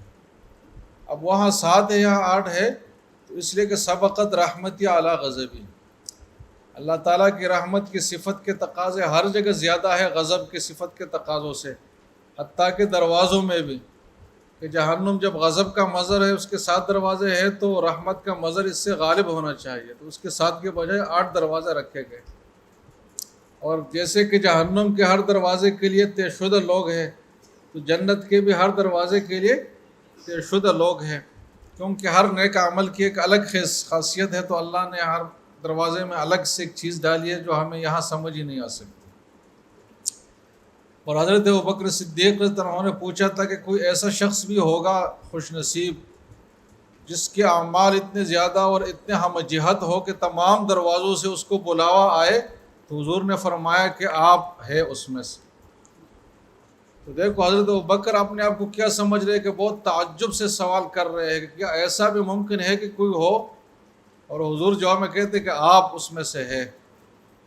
تو یہ صحابہ کا کمال تھا۔ حضرت عمر اپنے آپ کو منافق سمجھ رہے کہ بھائی وہ منافقین کی فہرست کہیں دیکھ لو کہ میرا نام تو اس میں نہیں ہے، اور ایک تو ہم ہے کہ نماز پڑھتے ہی نہیں ہے اور اپنے آپ کو سب سے اعلیٰ درجے کے مومن سمجھتے ہیں، اور اگر کوئی اشارہ کنائے میں بھی نفاق کی علامتیں بیان کریں گے تو ہم اس کو گور کے دیکھیں گے کہ کہیں مجھے تو یہ نہیں کہہ رہا۔ لیکن حضرت عمر بھی اپنے عمل پر مطمئن نہیں ہے، اپنی ذات سے وہ مطمئن نہیں ہے۔ یہ کوئی معمولی بات نہیں ہوتی، یہ بہت ہی زیادہ اونچی بات ہے جس کا ہم سوچ بھی نہیں سکتے۔ مطلب کہ ایک آدمی تواضع کے اس حد تک جائے اور اللہ کے خوف اور ہیبت کے اس حد تک جائے، اور دوسری طرف امید بھی ہو جو ایمان کا لازم حصہ ہے، وہ ساری چیزیں۔ تو بہرحال تو اس کے لیے 8 کے 8 دروازے کھل جائیں گے، تو یہ بہت بڑی فضیلت ہے۔ اب اس حدیث کے پیچھے قصہ ہے تھوڑا سا، تو اس قصے سے ہمیں اس سند پر جو کلام آگے آئے گا نا وہ بھی سمجھ آئے گا۔ اصل میں حضرت عمر کے ایک شخص سے دوستی تھی، ایک صحابی سے، جن کا نام تھا عقبہ ابن عامر۔ کیا نام تھا ان کا جناب؟ حضرت عمر اور حضرت عقبہ ابن عامر نے اپنا ایک سمجھوتا کر لیا تھا کہ دونوں کے اونٹ ہیں اور اونٹ چرانا بھی ضروری ہے، جنگل میں ان کو لے جانا بھی ضروری ہے، اور دوسری طرف حضور کی مجلس میں حاضری بھی ضروری ہے تاکہ علم سے اور ہدایت سے محروم نہ رہیں۔ تو ہم ایسا کریں گے کہ ایک دن آپ اونٹ چرائیں گے دونوں کے، اور میں مجلس نبوی میں جاؤں گا اور جو بھی باتیں ہوئی ہوں گی تو آپ کو بتاؤں گا، اور دوسرے دن آپ ایسا کریں گے، تو دونوں مقصد حاصل ہوں گے، علم بھی حاصل ہوتا رہے گا، ساتھ ساتھ دنیا کے کام بھی ہوتے رہیں گے۔ یہ صحابہ کا حرص تھا حضور کے فرامین سننے اور محفوظ کرنے پر۔ تو ایک دن ایسا ہوا کہ حضرت عمر کی باری تھی حضور کی مجلس کی، تو مجلس میں آئے ہوئے تھے حضرت عقبہ جو ہے وہ جانور چرانے گئے تھے، تو اس دن میں اتفاق سے ان کو اچھے اچھے پتے اور درخت مل گئے، تو جانور بہت جلدی سیر ہو گئے۔ تو حضرت عقبہ بھی سمجھے کہ بھائی بس کام ہو گیا، جلدی جلدی جاؤ، بس حضور کے مجلس میں شریک ہو جاؤ، کیونکہ وہ بقدر ضرورت ہی مجلس سے باہر رہتے تھے۔ جیسے ان کو موقع ملتا تو فوراً، جیسے کہ پیاسا کنویں پر پہنچتے ہیں تو فوراً حضور کے مجلس میں پہنچنے کی کوشش کرتے۔ تو اس دن حضرت عقبہ بھی پہلے آئے اور مجلس میں شریک ہوئے، اور جب مجلس میں شریک ہوئے تو عین اس وقت رسول اللہ صلی اللہ علیہ وسلم یہ فضیلت بیان فرما رہے تھے کہ جس شخص نے وضو کر لیا اور وضو کے بعد 2 رکعت نماز پڑھی خالص اللہ کے لیے تو اس کے لیے جنت لازم ہو گئی۔ اس طرح کوئی فضیلت حضور نے بتائی۔ تو حضرت عقبہ بے اختیار کہہ گئے کہ واہ واہ، کتنی بڑی فضیلت ہے اس عمل کی۔ اب دیکھو یہ ہمارے اور صحابہ کے درمیان فرق ہے، ہم نے بھی یہ حدیث سن لی لیکن کسی کے دل میں بھی کوئی واہ واہ نہیں آئے گا، کوئی بڑی بات ہو گئی، لیکن صحابی نے یہ بات سن لی تو جیسے کہ کسی کو اب کہہ رہے کہ ورلڈ ٹریڈ سینٹر آپ کے قرآن اندازی میں نکل آیا، تو جیسے کہ وہ واہ واہ کرے گا نا، اس طریقے سے ان کے واہ واہ نکل گئے۔ تو حضرت عمر نے ان سے کہا کہ بھائی آپ ابھی آئے ہیں، اس سے پہلے جو بات ہو گئی ہے وہ ڈبل واہ واہ والی بات ہے، وہ اس سے بھی زیادہ اونچے درجے کی اور آسان بات ہے اور بڑا اجر ہے اس پر۔ اور آپ سے پہلے جو بات ہوئی ہے وہ یہ بات ہوئی ہے کہ حضور نے فرمایا ہے کہ جس شخص نے وضو کر لیا اور وضو کے بعد یہ کلمات اس نے کہے کہ اشہد ان لا الہ الا اللہ آخر تک، تو فتحت لہ ثمانیۃ ابواب الجنہ۔ تو حضرت عقبہ نے کہا کہ واقعی یہ تو اس سے بھی بڑھ کر فضیلت والی بات ہے کہ عمل کم ہے اور فضیلت اور اجر اس کا بہت زیادہ ہے۔ اب دیکھ اس حدیث میں یہ جو ٹکڑا ہے، یہ جو دعا والی بات ہے، تو یہ حضرت عقبہ نے حضور سے نہیں سنی ہے، یہ کس سے سنی ہے جناب؟ حضرت عمر سے سنی ہے۔ تو حضرت عقبہ کے لیے اصولی طور پر یہ بات تھی کہ جب باہر یہ بات بیان کریں گے تو وہ یہ نہیں کہیں گے کہ میں نے حضور سے سنا ہے، بلکہ وہ کیا کہیں گے کہ میں نے حضرت عمر سے سنا اور انہوں نے حضور سے سنا ہے۔ تو حضرت عقبہ ڈائریکٹ اس میں نہیں ہے، بلکہ حضرت عمر کے بیچ میں واسطہ ہے۔ ابھی یہ بات بھی آگے ذہن میں، اب آگے دیکھیں۔ وفی الباب عن انس و عقبہ ابن عامر، دیکھو عقبہ ابن عامر یہ ہے، قال ابو عیسی حدیث عمر قد خولف زید بن حباب فی هذا الحدیث، یہ وہ سند والی بات تھی جس کے لیے میں نام آپ سے یاد کروا رہا تھا کہ زید بن حباب کی جو حدیث ہے اس میں مخالفت کی گئی ہے۔ مخالفت کی گئی ہے مطلب یہ ہے کہ کئی راویوں کے نام لیے گئے ہیں اور ایک دوسرے سے مختلف نام ہیں، تو ٹوٹل 3 سندیں بنتی ہے۔ ٹوٹل کتنی سندیں بنیں گی؟ 3 سندیں بنیں گی۔ دیکھیں، روا عبداللہ بن صالح وغیرہ عن معاویہ بن صالح عن ربیعہ بن یزید عن ابی ادریس عن عقبہ بن عامر عن عمر، ایک سند یہ ہے۔ اس میں عبداللہ بن صالح جو ہے وہ معاویہ بن صالح سے روایت کرتے ہیں۔ معاویہ بن صالح اوپر آپ سند پر نظر ڈالیں، وہاں آپ کو نظر آئے گا معاویہ بن صالح۔ معاویہ بن صالح پھر ربیعہ سے کرتے ہیں، ربیعہ پھر ابو ادریس سے روایت کرتے ہیں، ابو ادریس پھر کس سے روایت کرتے ہیں؟ عقبہ ابن عامر سے، پھر وہ حضرت عمر سے روایت کرتے ہیں۔ تو ابو ادریس اور حضرت عمر کے بیچ میں واسطہ ہے، اور واسطہ کس کا ہے جناب؟ دوسرے صحابی ہی کا ہے، عقبہ ابن عامر کا ہے، لیکن واسطہ ہے۔ اور ابو ادریس کی ڈائریکٹ کوئی سماعت حدیث نہیں ہے حضرت عمر سے۔ کیا کہا میں نے؟ جیسے کہ آگے امام بخاری کے حوالے سے یہ بات نقل کریں گے کہ وہ ابو ادریس لم یسمع من عمر شیئا، ابو ادریس خولانی کا حضرت عمر سے سماع ثابت نہیں ہے. تو جن روایات میں ڈائریکٹ بات آئی ہے نا تو آپ سمجھے کہ وہ غلط ہے. اب ایک سند تو یہ ہے، دوسرا ہے وعن ربیعۃ عن ابی عثمان عن جبیر بن نفیر. معاویہ بن صالح ربیعہ سے نقل کرتے ہیں، ربیعہ پھر کس سے نقل کرتے ہیں؟ ابو عثمان سے. اور ابو عثمان بھی پھر ڈائریکٹ عمر سے روایت نہیں نقل کرتے بلکہ کس سے نقل کرتے ہیں؟ جبیر بن نفیر سے. پھر وہ جبیر بن نفیر پھر کس سے کرتے ہیں؟ حضرت عمر سے. تو کیا فرق ہوا اس میں کہ ابو عثمان اور حضرت عمر کے بیچ میں واسطہ آیا جبیر بن نفیر کا. تو دو سند یہ ہو گئی، اور ایک سند اوپر والی آپ لے لے جس میں ابو ادریس خولانی کے بعد بھی ڈائریکٹ حضرت عمر کا نام آ رہا ہے اور ابو عثمان کے بعد بھی ڈائریکٹ حضرت عمر کا نام آ رہا ہے. تو پتہ چلا کہ وہ دونوں روایتیں مطلب وہ دونوں جو ڈائریکٹ وہ ہے سند ہے وہ صحیح نہیں ہے، صحیح سند واسطے والی ہی ہے. آپ بات سمجھ رہے ہیں؟ وہذا حدیث فی اسناد اضطراب، اور اس وجہ سے اضطراب پیدا ہو گیا. ولا یصح عن النبی صلی اللہ علیہ وسلم فی هذا الباب کثیر شیء، اور دعا جو وضو کے بعد دعا ہے اس میں صحیح ترین روایت نہیں ہے. جو روایات ہے اس میں کلام ہے، لیکن بہرحال وہ کلام اس درجے کا نہیں ہے کہ حدیث سے مسترد ہو جائے. اس کی وجہ سے فضائل میں بہرحال وہ قابل قبول ہے، لیکن صحیح حدیث نہیں ہے. تو صحیح ہونا کوئی مضر بھی نہیں ہے. ہم کوئی اونچا حکم تو اس سے ثابت نہیں کر رہے ہیں نا، ایک مستحب درجے کا حکم ثابت کر رہے ہیں، اس کے لیے کافی ہے. اب یہ وہ امام بخاری کی بات نقل کے کہ قال محمد ابو ادریس لم یسمع من عمر شیئا.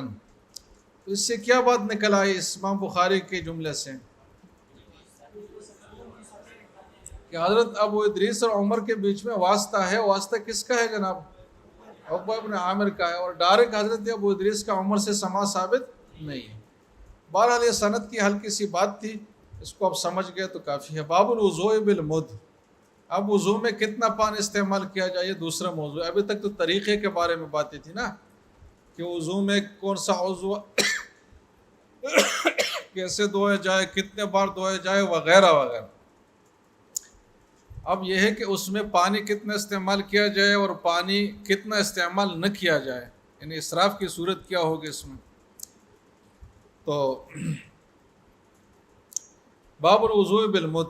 اب مد کیا ہے؟ اب آگے پہلے روایت پڑھے. حدثنا احمد بن منین وعلی بن حجر قال حدثنا اسماعیل بن علیہ عن ابی ریحانہ عن سفینۃ ان النبی صلی اللہ علیہ وسلم کان یتوضأ بالمد. یہ جو اسماعیل بن علیہ ہے اس حوالے سے ایک بات آئی تھی چند دن پہلے. کس جوان کو وہ بات یاد ہے؟ کیا؟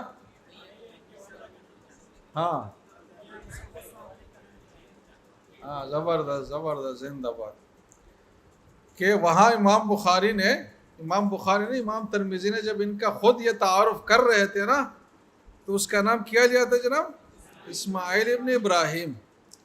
اور یہ نام کیوں لیا تھا؟ اس کے پیچھے ایک ادب اور احترام پوشیدہ تھا، اور وہ ادب یہ تھا کہ یہ مشہور تھے اسماعیل ابن علیہ کے نام سے، اور علیہ ان کے والدہ کا نام تھا جو ان کو برا لگتا تھا یہ شہرت. تو اس لیے کہتے تھے کہ مجھے والد کی طرف کیوں منسوب نہیں کرتے. تو امام ترمذی جب خود تعارف کر رہے ہیں تو وہ نام لے رہے ہیں، لیکن جب سند میں آئی ہے تو اساتذہ سے جو سنا ہے وہی نام لے رہے ہیں. حدثنا اسماعیل بن علیہ عن ابی ریحانہ عن سفینہ ان النبی صلی اللہ علیہ وسلم کان یتوضأ بالمد ویغتسل بالصاع، کہ حضور ایک مد سے وضو فرماتے تھے اور ایک صاع سے غسل. اب اتنی بات ہے کہ ایک صاع جو ہے یہ 4 مد کے برابر ہے. ایک صاع کتنے کے برابر ہے؟ اور دوسری بات کہ ایک مد یہ 2 رتل کے برابر ہے. تا کے ساتھ را قا لام رتل، یہ پیمانے کا نام ہے. ایک مد کتنے رتل کے برابر ہے؟ 2 رتل کے برابر ہے. اب اس سے آگے پیمانے آپ کے سمجھ نہ آئے گا تو لہٰذا آپ گراموں میں سمجھے تو ایک مد ہوتا ہے 780 گرام کا، تقریباً 380 80 گرام کا، تو جی ہاں، تو 4 مد کتنے کے ہو جائیں گے؟ 380 نہیں 780، یعنی سا جو ہے نا 3160 کا بن رہا ہے۔ 3160 کو اب 4 پر تقسیم کریں، ہاں 780 ہے نا، ہاں صحیح ہے، 790 ہے، 90 ہے 80 ہے، زبردست۔ تو ایک مد جو ہے 790 گرام کا ہے۔ ایک مد کتنے گرام کا ہے؟ اور کلو کتنے گرام کا ہوتا ہے؟ 1000 گرام کا۔ تو کلو سے گوئے کہ 200-250 گرام کم۔ اتنا پانی یہ وضو میں استعمال فرماتے تھے، اور اس کا 4 گنا یعنی 3160 گرام، مطلب اب سمجھے کہ 3 کلو، 3 کلو سے تھوڑا سا اوپر، یہ کس میں استعمال کرتے تھے؟ غسل میں۔ تو یہ ایک معتدل پانی ہے وضو اور غسل کے لیے، یہ ایک معتدل مقدار ہے وضو کے لیے اور غسل کے لیے۔ اس میں زیادہ بخل سے بھی کام نہیں لیا گیا، اور بہت زیادہ وہ بھی نہیں ہے، بہت زیادہ وہ بھی نہیں ہے، سخاوت بھی نہیں ہے کہ اسراف کے زمرے میں چلا جائے، بقدر ضرورت پانی۔ لہٰذا ہم نے کوشش کرنی ہے کہ اتنا ہی پانی ہم استعمال کریں، سمجھ رہے جناب؟ اپنے گھر میں جو لوٹا ہے اس میں تھوڑی سی محنت کر کے اس میں تھوڑا سا پانی بھر کر، ترازو نہیں ہے تو سامنے والے دکان پر لے جا کر اس کو تولنا ہے، 790-800 گرام پانی کرنا ہے۔ اس سے ہمیں اندازہ ہوگا کہ اس لوٹے میں جب 800 گرام پانی ہو تو یہاں تک پہنچتا ہے۔ پھر اس سے ہم نے وضو کی عادت ڈالنی ہے کہ ہمارا وضو اتنے میں ہی ہو جائے۔ آپ سمجھ رہے ہیں؟ اس سے سنت پر آپ کو عمل حاصل ہوگا۔ باقی یہ کوئی لازم نہیں ہے، کوئی اس سے کم و بیش کرے گا تو بھی کوئی گناہگار نہیں ہوگا۔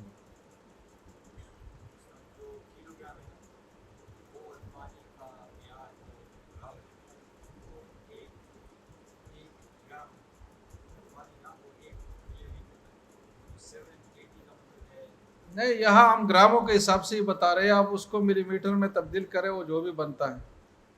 میں نے جو بات بتائی ہے وہ گرام کے حساب سے ہی بتائی ہے، سمجھ رہے جناب؟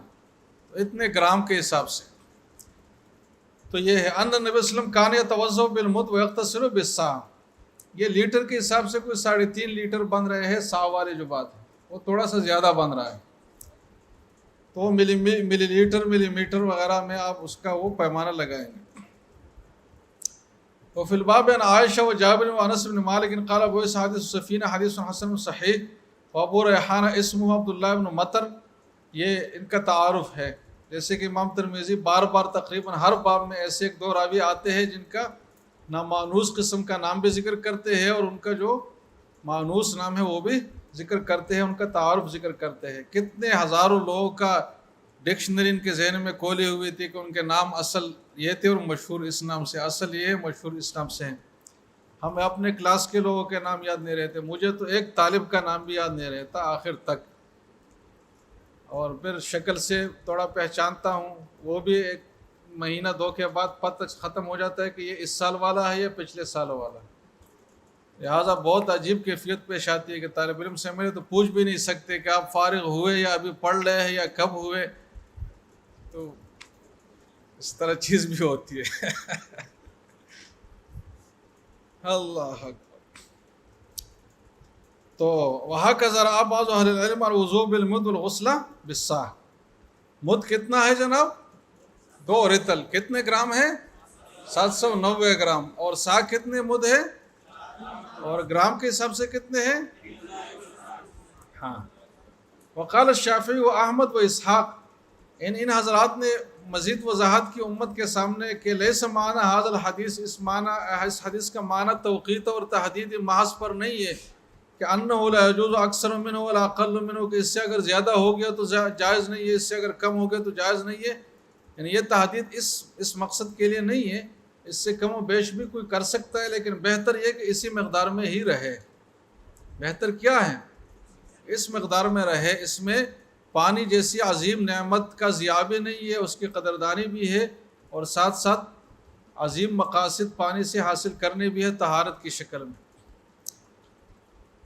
ولا اقل منہ وہ قدر ما یکفی، جو حدیث میں جس کا بیان ہے تو یہ قدر ما یکفی کا بیان ہے، باقی اس کے تحدید بہ معنی نہیں ہے کہ اس سے کم و بیش جائز نہ ہو، بلکہ یہ ہے کہ عموماً اس سے کفایت ہو جاتی ہے، اور اگر کسی کی کفایت نہیں ہو رہی تو وہ اپنے طرز عمل پر سوچے، وہ کوشش کرے کہ اس میں کفایت وہ اختیار کرے، اگر پھر بھی نہیں ہو رہا تو پھر ٹھیک ہے زیادہ بھی استعمال کر سکتا ہے، لیکن عام معمول کے پانی یہ ہے تو اس کے لانے کی کوشش کرے ہر آدمی، اس پہ اس کو ثواب ملے گا انشاءاللہ۔ بس